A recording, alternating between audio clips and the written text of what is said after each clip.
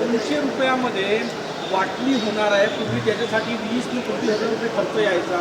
महसूल विभागाचा अत्यंत महत्त्वाचा निर्णय भोगवाटे पाडासाठी आता मोठा फायदा होणार. शेतकऱ्यांच्या शेतीची जमीन मोजताना याआधी शेतकऱ्याला आपली जमीन मोजायची असेल तर 10,000 12,000 आजूबाजूच्याही शेतकऱ्याची जमीन मोजण्याची आवश्यकता असायची आणि त्यानुसार मग खूप मोजणी किचकट आणि खूप मोठ्या प्रमाणावर शेतकऱ्यांचा त्या ठिकाणी त्यांना मोजणी फी भरावी लागत होती.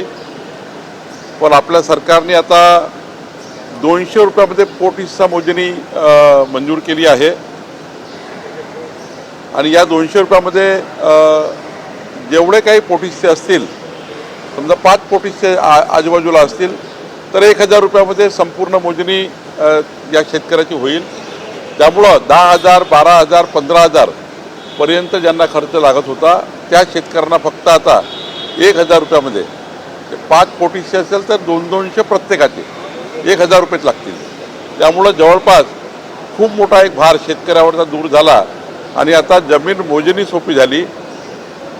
सरकारने खाजगी भूकरमापकांनाही सुद्धा आता परवानगी दिली आहे. खाजगी भूकरमापक जिल्हाधिकारी आता नेमणार आहे. ते जे खाजगी भूकरमापकची मोजणी हे आमचे भूकरमापक जे आहे गव्हर्नमेंटचे ते त्याला सर्टिफाईड करतील आणि राज्यामध्ये पुढच्या वर्ष दीड वर्ष वेळ लागेल. वर्ष दीड वर्षामध्ये आपलं राज्य 15 दिवसाच्या मोजणीवर येईल. आत्ता मोजणीला 60 दिवस लागतात. 15 दिवसात मोजणी झाली पाहिजे. मोजणीनंतरच खरेदी खत झालं पाहिजे. खरेदी खत झाल्यानंतर म्युटेशन झालं पाहिजे. जर आपण हे केलं तर स्पॉटवरची परिस्थिती आणि रजिस्ट्रीमध्ये जे त्या ठिकाणी आराजी असेल ती सारखी असेल. त्यामुळं वाद तयार होत नाही. कोर्टातले वाद मोठ्या प्रमाणात कमी होतील. यवतमाळ जिल्हा वन हक्क जागा संदर्भातला यवतमाळ जिल्ह्याचा प्रश्न आहे. महसूल विभागाचा म्हणजे कारेगाव नावाची एक वस्ती आहे आणि त्या ठिकाणी वन हक्क जागाच्या लोकांनी अर्ज केले. मात्र ते अर्ज आदिवासी समाजाचे अर्ज असताना महसूल विभागाने त्यांना बिगर आदिवासीच्या निकषात बसवला आणि 3 पिढ्यापूर्वीचे त्यांना पुरावे मागत आहेत आणि आदिवासींना बिगर आदिवासीचे निकष लागू करून वन हक्क कायदा पायदळी उडवला नाही. असं जर असेल तर मी तातडीनं बैठक घेईल. वन हक्क जो मंजूर करतं ती ग्रामस्तरीय वन हक्क समिती मंजूर करतं आणि ग्रामस्तरीय वन हक्क समितीची आता फेररचना झालेल्या आहेत.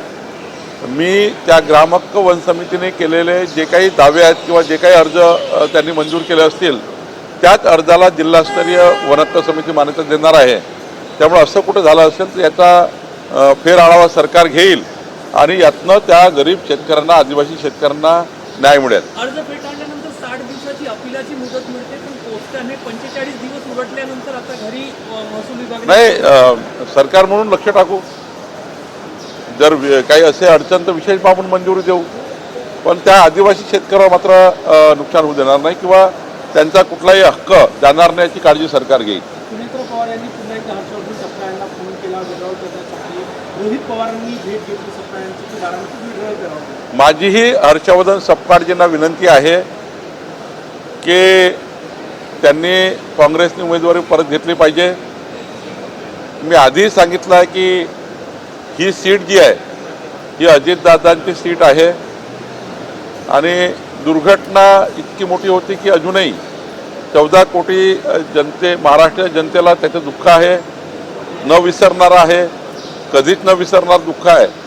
आणि मग त्या बारामतीमध्ये प्रत्येक नागरिकाची मागणी आहे, जनतेची मागणी आहे, जनभावना आहे.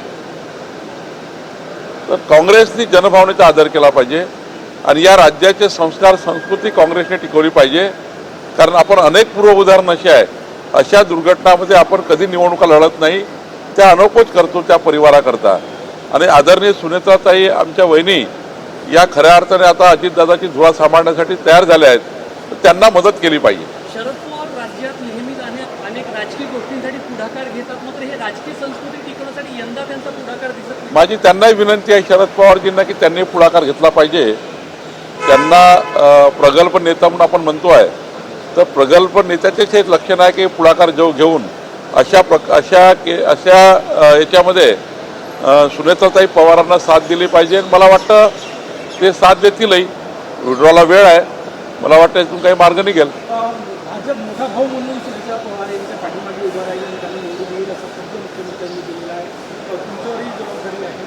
देशाचे पंतप्रधान नरेंद्र मोदीजी, आमचे गृहमंत्री अमित शहाजी, राष्ट्रीय अध्यक्ष नवीनजी, आमचे मुख्यमंत्री देवेंद्र फडणवीसजी आणि महाराष्ट्राची भारतीय जनता पार्टी, आमचे अध्यक्ष रवींद्र चव्हाणजी आणि संपूर्ण महाराष्ट्राची 1.5 कोटी सदस्य संख्या असलेली भारतीय जनता पार्टी ही संपूर्णपणे, आणि दुसरीकडे माननीय उपमुख्यमंत्री एकनाथ शिंदेजी आणि संपूर्ण शिवसेना आणि महायुतीचे सर्व घटक हे सुनेत्रा पवारांच्या मागे खंबीरपणे उभे आहेत. नागपूर महानगरपालिकेनं 25,000 नागरिकांना जे आहे ते अतिरिक्त पाण्याची बिलं पाठवलेलं आहे. 3,000 रुपये झोपडी भागात 3,000 रुपये पाण्याची बिलं पाठवलेलं आहे. मी पालकमंत्री म्हणून याची दखल घ्या का? चौकशीचा आदेश काय झालं की आम्ही जेवढं पाणी नागपूर शहराला देतो, पाणी मंजूर समितीचा अध्यक्ष मी आहे जलव्यवस्थापनाचा. आम्ही जर पाणी नागपूरला देतो त्यामुळे 40% लिकेज आहे. जेवढं पाणी आम्ही देतो त्याचं 40% पाणी वाहून जातं. काही ठिकाणी टिल्लू पंप लावले आहे, काही ठिकाणी मोठे मोठे व्यावसायिकांनी जास्तीचा पाणी उचल केलेला आहे. त्यामुळं जिथे टिल्लू पंप लागले आहे, जिथे या ठिकाणी अवैध पद्धतीने पाणी घेऊन त्या ठिकाणी मोठ्या प्रमाणावर या ठिकाणी वॉशिंग सेंटर सुरू आहे. तर असे आम्ही जे अवैधपणे पाणी घेणाऱ्या लोकांना हुडकून काढलं आहे, त्यांनाच नोटीस दिलं आहे. अवैधपणे पाणी उचलणे, जेवढं वैध तुम्हाला पुरवठा आहे त्यापेक्षा जास्त टिल्लू पंप लावणे, वेगळे पंप लावून पाणी ओढणे किंवा नदी आपल्या घरच्या विहिरीमध्ये पाणी भरून ठेवणे, हे जे प्रकार आहे त्यामुळे 40% लिकेज आहे पाण्याचं. त्यामुळं हा निर्णय घेतलेला आहे. ज्यांच्याकडे पाणी जास्त घेतलेलं आहे त्यांना ते आम्ही चौकशीमध्ये आणलेलं आहे. जनतेला माझी विनंती आहे की सर्वच नागपूरला सारखं पाणी मिळावं म्हणून हे टिल्लू पंप जे लावले आहे किंवा अजून काही त्या ठिकाणी प्रकार केले आहे ते थांबवले. आणि व्यावसायिकांना माझी विनंती आहे, इंडस्ट्रीला माझी विनंती आहे की उन्हाळ्याच्या काळामध्ये जास्तीचं पाणी उचलू नका. जेवढं मंजूर आहे तेवढंच पाणी उचला. पण जे गरीब लोक आहेत त्यांना देखील अतिरिक्त बिल नाही, गरीब लोक असतील, मध्यमवर्गीय असतील, त्यांनी कुठल्याही प्रकारचं पाणी जास्त उचललं नसेल त्याची बैठक घेऊन मी ते चुकीच्या नोटीस रद्द करू. पण सीताबर्डी भागामध्ये, महाल भागामध्ये मोठ्या प्रमाणावर व्यावसायिकांनी मंजूरपेक्षा जास्त उचललेलं आहे, त्यांना नोटीस देणं आवश्यक होतं. बुलढाण्यामध्ये कामगार किट घेण्यासाठी पहाटे 2 वाजतापासून महिला रांगेत आहे. वितरणाचा भोंगळ कारभार आहे. वितरण व्यवस्थित केलं जात नाही म्हणून गर्दी होते. आता आपण विधानसभा स्तरीय समित्या केल्या आहेत. मी मंत्री आपले त्या ठिकाणी आकाश पुणकरांची चर्चा करू, बुलढाण्यामध्ये काय त्या ठिकाणी परिस्थिती आहे. पण हे ठीक आहे, लोकही आजकाल ते किट मिळण्याच्या दृष्टीने रात्रभर मुक्काम करतात. मिळणार आहे म्हणून पहिल्याच जातात. त्यामुळं त्यांनाही थांबवता येत नाही. लोकांच्या भावना आहेत. आता लोकांना उद्या वाटणार आहे हे कळल्याबरोबर लाईनमध्ये लागण्याकरता आधीच जाऊन उभे राहतात. त्यामुळं थोडा गोंधळ होतो.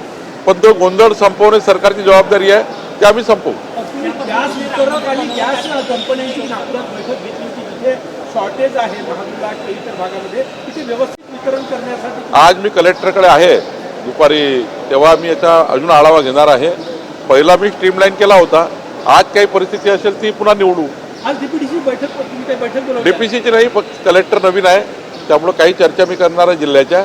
माननीय मुख्यमंत्र्यांच्या 12 तारखेला बैठकी आहेत, त्यापूर्वी काही चर्चा आम्ही करणार आहोत.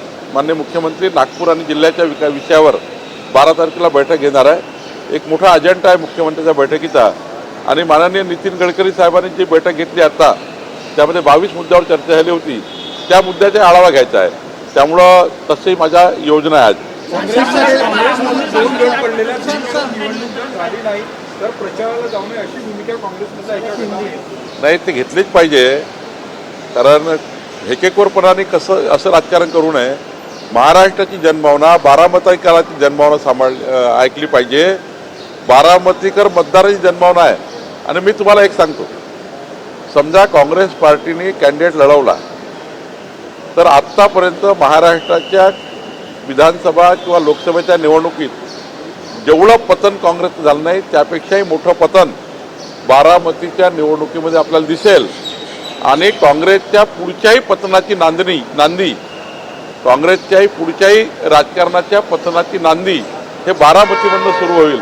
काँग्रेसने हट्ट सोडला पाहिजे. Sir sir Hindi sir sir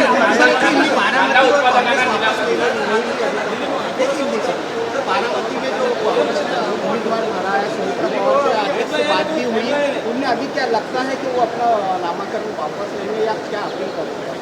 Bharatiya Janata party की ओर से हम कांग्रेस को निवेदन भी करते हैं, उनको रिक्वेस्ट भी करते हैं कि सुमित्रा पवार जी के चुनाव में उन्होंने अनोपोज करना चाहिए. माननीय मुख्यमंत्री जी ने भी कहा है, मैं भी कह रहा हूँ, सब पार्टी कह रही है, और ये जनभावना है. बारामती के मतदाताओं की, महाराष्ट्र की जनता की जनभावना है. कांग्रेस अगर इसको अनसुनी करती है, कांग्रेस अगर अनोपोज नहीं करती है, तो उसका परिणाम कांग्रेस को भुगतना पड़ेगा. हमारी ये विनती है उनको कि वापस कर दे. अगर उसके बाद भी उन्होंने नहीं किया, तो मैं आपको दावे के साथ कह सकता हूँ कि महाराष्ट्र की जनता बहुत सेंसिटिव है, बारामती के वोटर्स सेंसिटिव है. कांग्रेस के पतन का नया इतिहास चालू हो जाएगा. कांग्रेस पार्टी बारामती में तो साफ ही हो जाएगी, लेकिन महाराष्ट्र के भी आगे के चुनाव में कांग्रेस पार्टी का पतन का शुरुआत बारामती से होगी. जो बची बुची कांग्रेस है वो भी महाराष्ट्र में कम हो जाएगी. आज दोन राज्यों में चुनाव मतदान हो रहे हैं. कॉर्पोरेट याचं प्रकरण समोर आलेलं आहे. कंपनीमध्ये नामांतराचाही प्रकरण समोर आले. 3 ते 4 लोकांना अटकही केली. नाही जरा नाही म्हणून ते जरा तपासून घेतो, कारण आता मी विमानामध्ये होतो, रात्री उशिरा आलो, त्यामुळे मला असं वाटतं की त्याला तपासल्यावर बोलू. सर 2 राज्यों में आज मतदान होने वाला है, पश्चिम बंगाल और केरल में केरल, आसाम. केरल और आसाम का पश्चिम बंगाल. केरल और आसाम में जो मतदान हो रहा, यहाँ पर भारतीय जनता पार्टी की जीत बड़ी होगी. पिछले चुनाव से बढ़कर हम उभर कर आएंगे, और इस चुनाव में देश की जनता को प्रधानमंत्री मोदी जी का नेतृत्व ये आपको फिर उभर के दिखेगा, इतना मुझे विश्वास है.